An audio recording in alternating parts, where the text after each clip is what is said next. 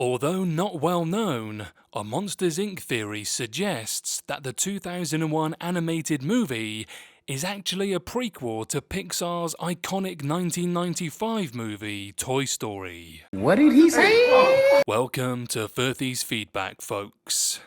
So, while Monsters Inc. is notable for its creative premise and interesting characters, it is less known for its Toy Story theory, which suggests the 2001 animated creature feature is actually a prequel to the 1995 classic. Although there are plenty of Pixar theories that change the original movies, some theories have actually been confirmed by some of the creative forces behind many of the company's most famous movies.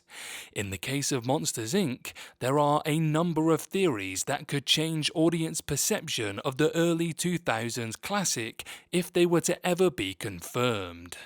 Although Monsters Inc. 2 never materialized, its memorable characters and unique setting saw the prequel Monsters University, which helped continue the first movie's legacy despite not being as successful.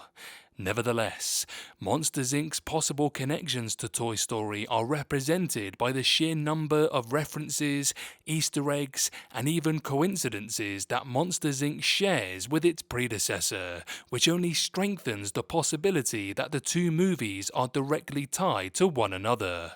From Easter eggs in Monsters Inc. to references to the first two Toy Story movies, there is compelling evidence in support of the theory. Show me.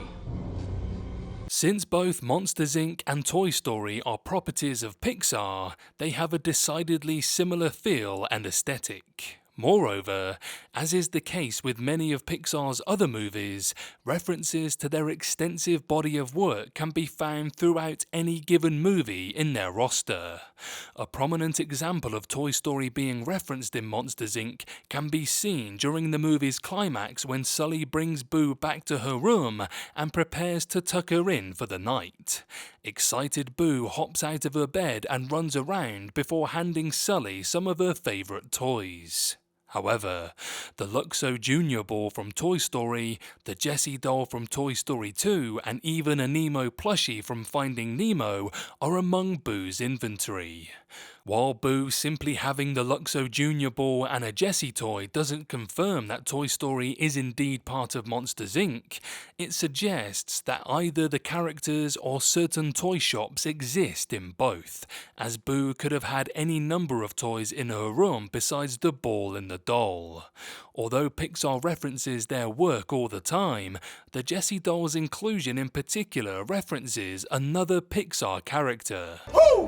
The Toy Story and Monsters Inc. theory also seems more likely when one takes into consideration the fact that Boo and Toy Story 2's Emily, Jessie's former owner, are among some of the few prominent female characters whom audiences get to spend time with. However, the two characters have distinctly different personalities when comparing how one behaves with her toys to the other. While it's interesting that Boo and Emily both have a Jessie doll, there are many things that, once considered, make the possibility of Boo and Emily being the same person less likely. Boo is notable for her black short pigtails, and Emily is seen throughout flashbacks sporting auburn hair. Furthermore, despite being a young child, Boo is notable for her perpetually bubbly personality, whereas Emily is depicted as something as a tomboy in her youth, and as a more austere adult near the end of the flashback.